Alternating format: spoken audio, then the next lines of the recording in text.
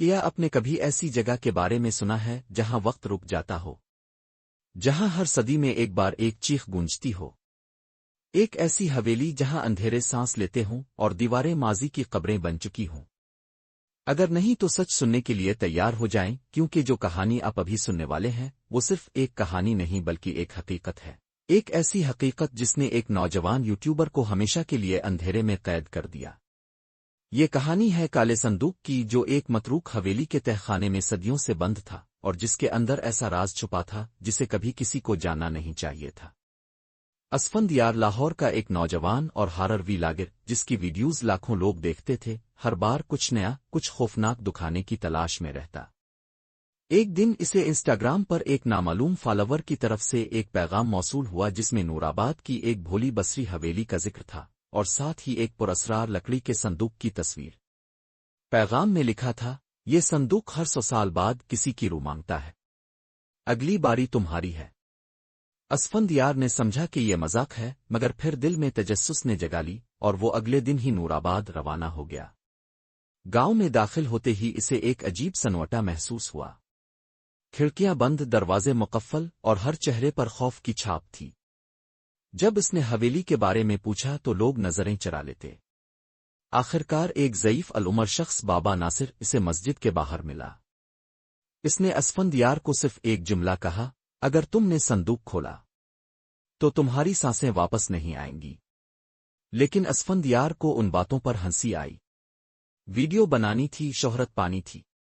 وہ بابا ناصر کی باتوں کو نظر انداز کرتا ہوا حویلی کی طرف بڑھ گیا۔ وہ جگہ گویا وقت کا قید خانہ تھی۔ در و دیوار جھکے ہوئے، سیڑھیاں گل سڑ چکی تھیں اور ہر کمرہ گویا کسی ماضی کے درد کی گواہی دے رہا تھا۔ حویلی کے نیچے ایک زیر زمین تہ خانہ تھا جہاں صدیوں سے بند صندوق رکھا تھا۔ اسفندیار نے کیمرہ آن کیا اور ریکارڈنگ شروع کر دی۔ جیسے ہی اس نے زنجیروں کو کاٹ کر صندوق کھولا، اندر سے ایک پرانی گڑیا نکلی۔ اس گڑیا کی آنکھیں سرخ تھیں جیسے خون پیا ہو اور ہونٹوں پر ایک مکار مسکراہٹ۔ جیسے ہی اس نے گڑیا کو چھوا، پورا تہ خانہ ہلنے لگا، روشنی بجھ گئی، دروازے بند ہو گئے اور ایک آہستہ مگر گونجتی ہوئی سرگوشی سنائی دی، اب تم میرے ہو۔ تہ خانے کی دیواریں حرکت کرنے لگیں اور ان پر پرانی جنتی زبان میں جملے ابھرنے لگے۔ اسفندیار کا جسم مفلوج ہو گیا۔ اسے لگا جیسے کسی نے اس کی ریڑھ کی ہڈی سے روح کھینچ لی ہو۔ اس نے کیمرہ گرایا، جس میں صرف ایک فریم محفوظ ہوا، ایک سایہ ہاتھ جو اسے اندھیرے میں کھینچ رہا تھا۔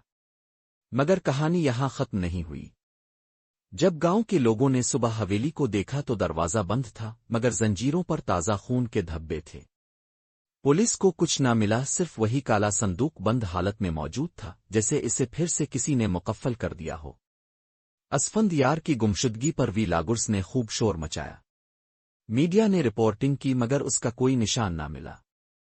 کچھ دن بعد اس کا یوٹیوب چینل خود بخود ایک نئی ویڈیو پوسٹ کرنے لگا، جس میں صرف گڑیا کی سرخ آنکھیں اور اس کی کھنکھناتی آواز سنائی دیتی، ایک اور پھر ویڈیو بند ہو جاتی۔ اس کے بعد یوٹیوبرز کی ایک اور ٹیم نورآباد پہنچی تاکہ حقیقت کا پتہ لگا سکے۔ ان میں سے صرف ایک شخص زندہ لوٹا، لیکن اس کی زبان بند تھی، آنکھیں خالی اور جسم پر خراشیں، جیسے کسی نے روح کو جسم سے الگ کر دیا ہو۔ کہا جاتا ہے اسفندیار اب اس گڑیا کا حصہ بن چکا ہے۔ ہر رات جب چاند مکمل ہوتا ہے، حویلی کے تہ خانے میں ایک نئی چیخ گونجتی ہے اور صندوق کے قریب کوئی نئی آواز ریکارڈ ہوتی ہے، جیسے کسی نے نئی قربانی دی ہو۔ بابا ناصر کا کہنا ہے کہ اس صندوق میں صرف ایک گڑیا نہیں، بلکہ وہ جنوقید ہے جو ایک زمانے میں گاؤں کے قبرستان پر حکومت کرتا تھا۔ اسے ایک جادوگر نے اس گڑیا میں بند کیا تھا اور وہ صندوق اس کی قید کا مرکز تھا۔ لیکن جب وہ کھلا تو قید ختم ہو گئی۔